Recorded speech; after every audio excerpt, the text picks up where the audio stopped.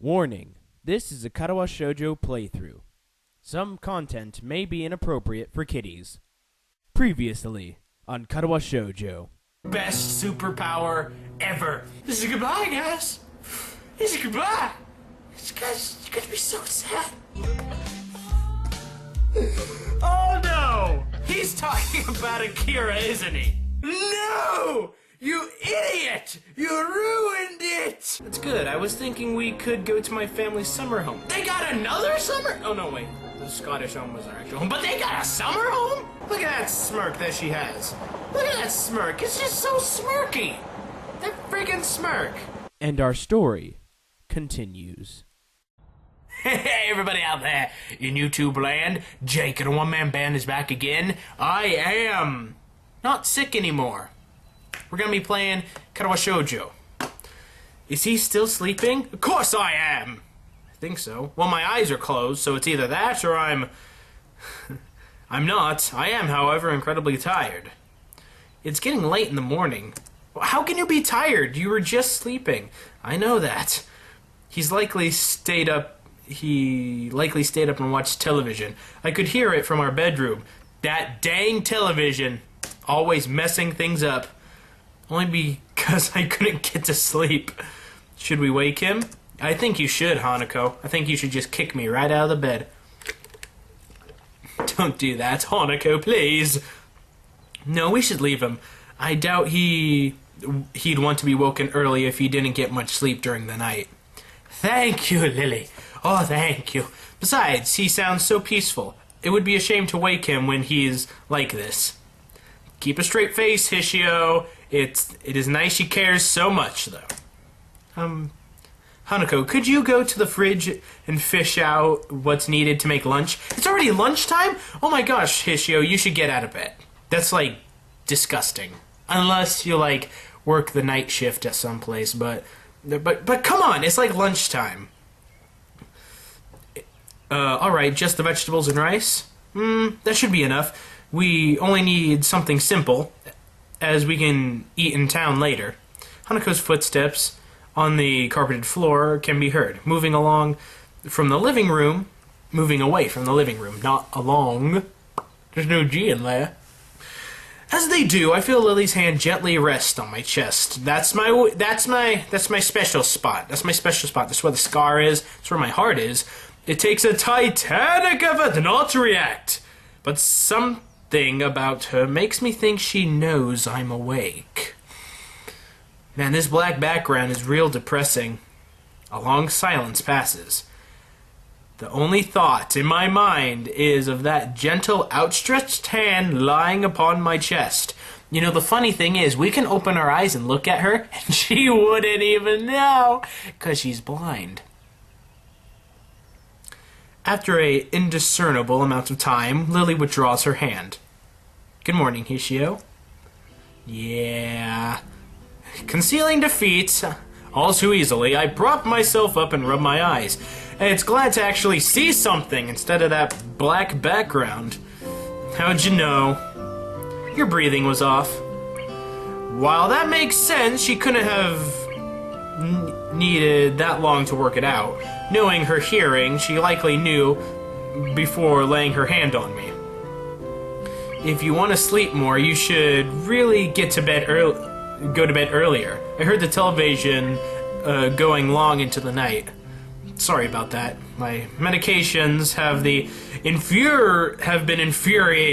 interfering, but I guess it would be infuriating as well with my sleep for a while now. Even if I'm tired, I have trouble actually sleeping. I'm sorry for bringing it up, Hishio. Let's see, address it or wave her off? I sigh. With this is exactly the kind of thing I wish others wouldn't do. I think we should address it. We should just get it out there. Talk our problems out, because it's not good to just let it smolder in there. Come on, you worry about me more than I do at times. It just means I have to sleep a bit longer, that's all. But still, I'd say that I look absolutely fine, but I'd guess that wouldn't have been a lot of meaning for you. She gives a sigh of consideration before trailing off with an amused chuckle, giving up the point. If you say so, please do take care of yourself, Hishio. That's the plan! Go on, Hanako could use some help. She moves to protest, but reluctantly acquiesces and disappears into the kitchen, her hand rubbing along the smooth white walls as she slowly walks. For a while, I sit and watch television in an attempt to wake myself a little more. Yeah, because television really does wake you up.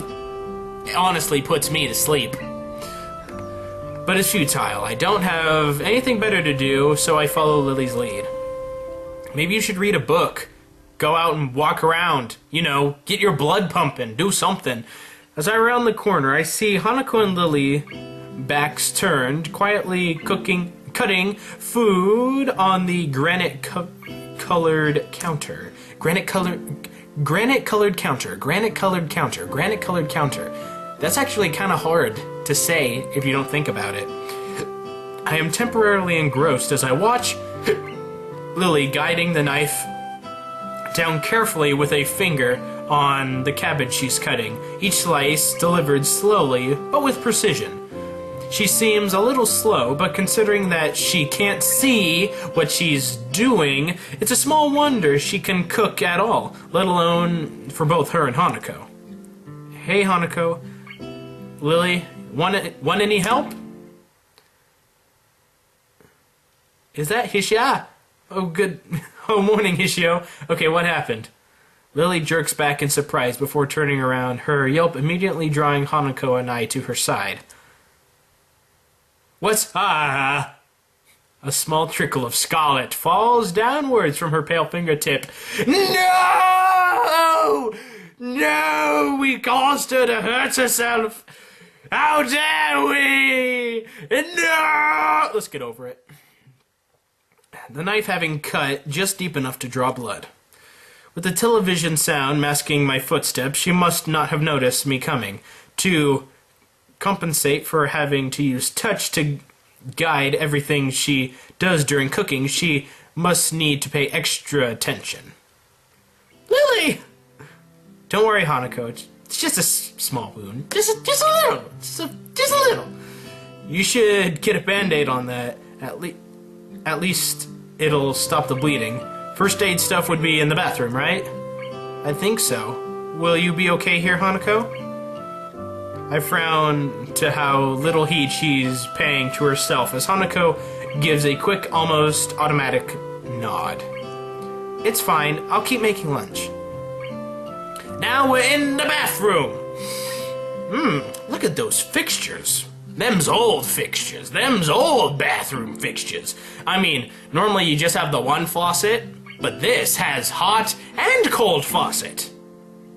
Well, at least you don't have to do the whole, like, turn right to get hot water or whatever it is. An awkward silence resigns as I set the bottle of anesthetic and a box of Band-Aids on the side of the sink, Lily's finger held out for me to treat. Would you really need anesthetic for a cut like that?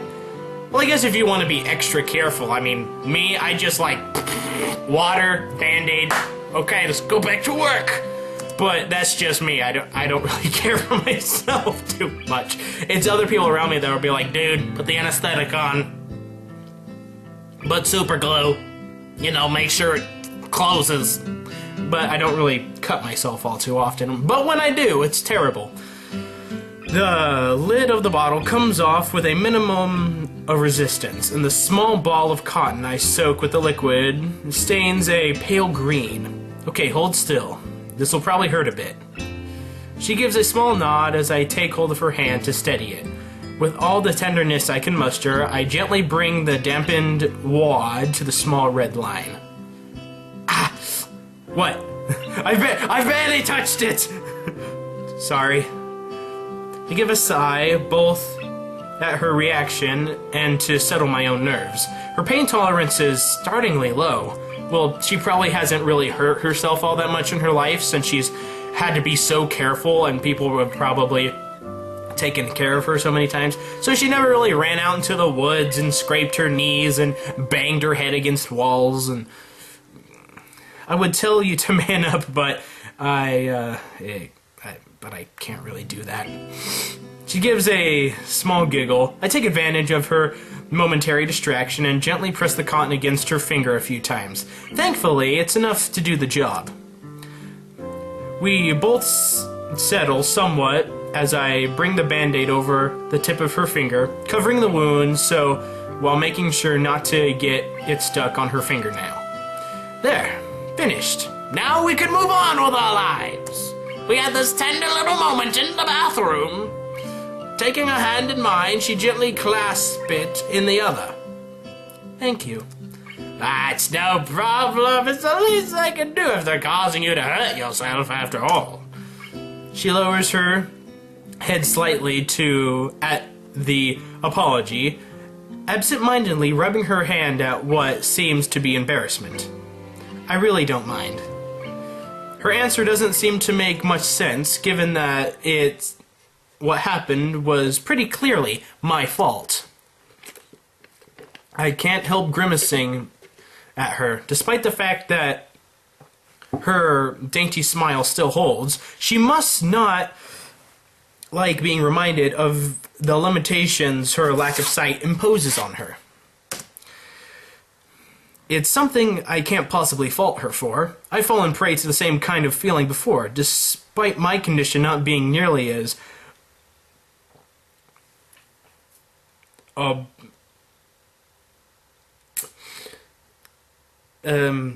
yeah, that. Let's just continue, shall we? Let's ignore the words that I can't say or pronounce, because I am a terrible pronunciator of English, even though it's my first language.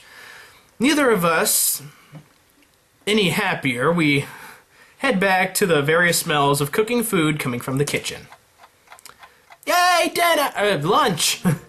I lay out the plates of food, steam slowly rising from the well-cooked rice and curry dishes. Curry! Yes! With Hanako lays out the cutlery.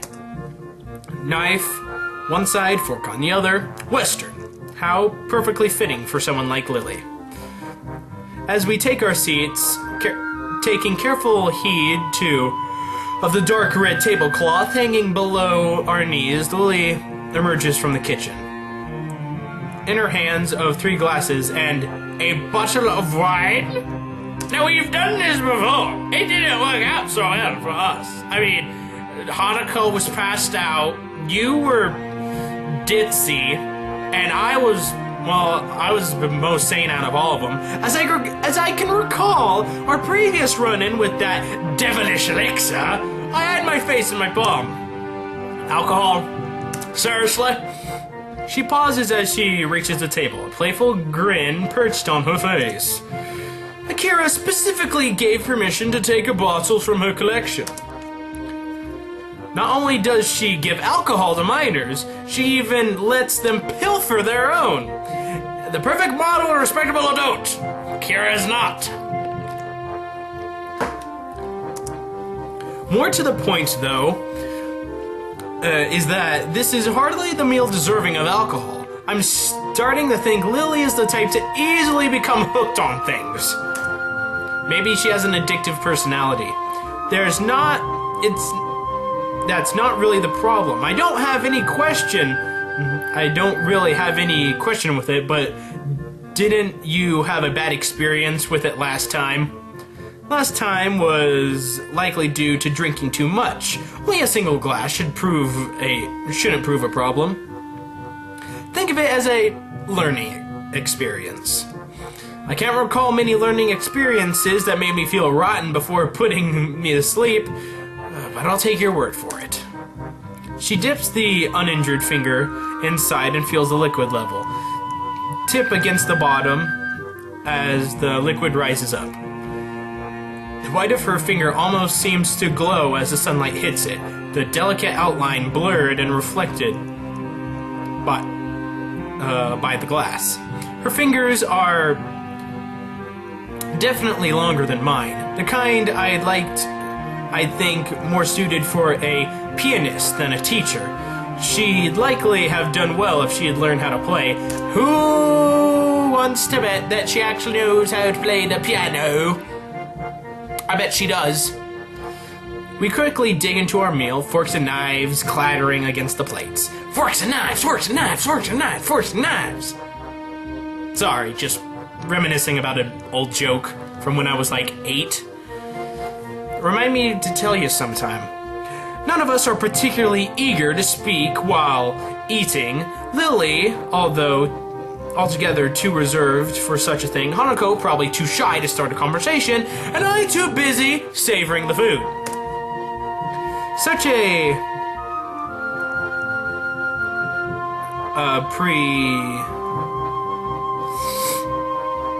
pedestrian? Is that such a pedestrian activity, eating together at a table? Well, anyway, that's what we're going with. It seems so utterly normal. Yet, it makes me realize how long it's been since I've done something like this. Just the three of us, sitting around a single table, eating, as if we were a malformed family. Maybe this trip, as far away from everything as we are, was worth it. I don't know about you, but a family like that, I could learn to live with it. It takes quite a long time, but eventually we all finish our surprisingly filling meal, and wine, thankfully, has little effect given we've only had a glass or two each. Well, plus you've drinking it, drinking, that's a word, drank it with food, so it's not as, it doesn't really hit you as hard. I slump back in my seat, rubbing my stomach contentedly. I'm stuffed. Oh, I'm so full. Do you have room for a muffin? No. Why won't you let me die? Lilly pats her mouth with a napkin. Twice. Only twice. And then evenly timid intervals in between. It's hard to tell sometimes whether she acts as a well-trained routine or well-rehearsed act. I think I must be as well. Did you like it, Hanako? It was nice. Now that we're well fed, shall we be off? Where? Off? Where? Yeah, that's my question. Ah, you weren't privy to the discussion between Hanako and I earlier. I get the impression that she's having a suitable dig in my sleeping in. We'll be going to the town nearby. I guess I should have expected two girls to take a holiday as an excuse to go shopping! No matter where on the planet they may go. Well, duh, because there's always shops. I am interested to see more around the north, though. So, this could be a good thing. Sounds good. How long is the walk, then? Oh, about 5 hours. It's supposed to be around a mile to a mile and a half. Nice! Nearby, huh? Great. Oh, come on, that's not far. Just great. As we climb up the path surrounded by trees and undergrowth, I watch Lilly and Hanako walking ahead. The slight breeze that all but whisks away the sound of Lily's cane gently tapping on the ground. I notice that Lily's since removed the band-aid now that the bleeding on her finger has stopped. A deep, lung-filled breath of fresh country air makes me wish it all the harder that the air around home had been quite so clean. It couldn't have been even half a mile, but I'm already working up a sweat. It isn't a pleasantly cool day, though, so it shouldn't be too hard on myself for it. Hey Lilly, how well do you know this town anyway? Since I spent quite a few of my vacations here up until I entered Yamaku, I'd say I know it fairly well. We used to drive there once a weekend then. How I wish Akira was here to drive us now. Well, too bad. She's with her boyfriend doing God knows what. I quickly take a moment to rub my hands a couple of times, starving off the oddly cold feeling in them. Did you like it up here? I'd say it was nice during the winter, but as you can work out, summer gets a little too hot for comfort. It's nice and quiet, at least. My family's real house isn't so quite far south. While when they left Japan, my parents gave it to Akira and I. Only Akira lives there now, after my moving into Yamaku. Well, quite certainly describes this place. I'm sorry. I had a brain fart right there. Though lonely is how I'd put it. Alrighty. Other than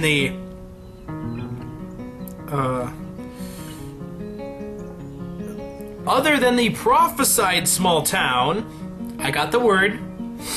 There isn't another soul for miles around. Coming from a home nestled deep within the big city, it's certainly different.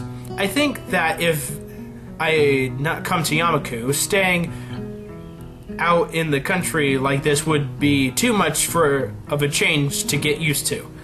After getting acquainted to the school's isolation, though, the idea of living in a place such as this has become inviting, to be somewhere away from the hustle and bustle of the metropolitan centers.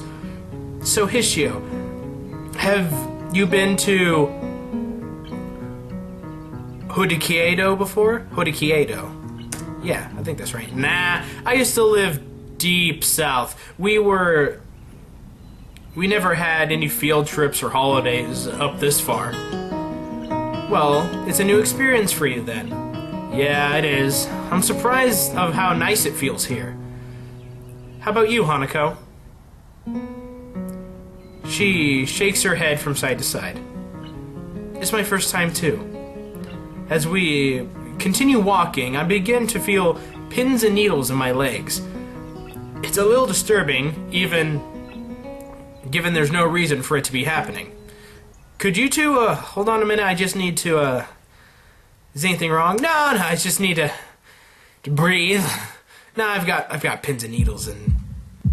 Oh god, we're gonna die! My vocal cords suddenly become taut as my chest tightens in whatever. I quickly pull my upper arm over it, trying to quell the shot of pain spreading throughout my entire body. Hishio? Lily's face is only mildly concerned, not knowing the sight which Hanako's recoiling from. I'm fine, just tired, dying. I remove my arm from my chest and force myself to begin walking again. It's just a minor heart flutter, but it'll pass like the others. It only takes a couple of steps before my body violently revolts against me. My legs suddenly begin to give way underneath me, and all tension in my knees seeming to evaporate. I'm falling! Before I can react, they uselessly give way underneath my weight, leaving me just enough time to brace myself to fall on all fours. Damn. Oh, she's scared. As I look to her, I realize my face is still taut with pain, only adding that much more to her worrying. Thanks, Hishio. You're scaring Hanako. Hanako, tell me what's going on. Hanako, tell me. Tell me. Hanako quickly moves to my side, and as Lily almost panics, having little clue as to exactly how bad a condition I'm in. While she stands there petrified, I lower my face and take a deep breath. I come to a realization that makes me endlessly irritated of my stupid self, which all the excitement of the new surroundings, I had entirely neglected to take my medications last night or even this morning. Idiot, Hishio! Bad! Are we dead? Are we dead? Taking another breath, the acute pain in my chest begins to die down as suddenly as it had arrived. Thank God. Thank God, thank God, thank God. I didn't die. That would have been a terrible end to this series. As it does, I become acutely aware of the sweat that's now pouring off my face and the two scared girls around me. Great! You scared them! Bad, Hishio! I'm fine. Lily, I'm fine. No, you're not. I screw up my brow in effort to level myself up. Hanako's arms quickly moving to catch me if I fall and stumble a bit before regaining my balance.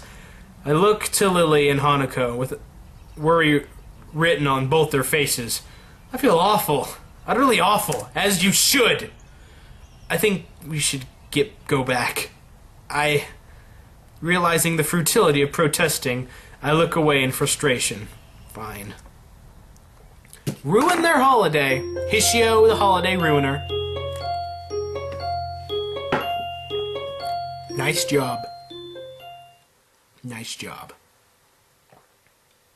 But I think with that, guys, we'll end the episode here. Just because if he seems fitting. I mean, we just had the transition thing, and yeah, it seems fitting. So, like and favorite if you've enjoyed, subscribe, of course.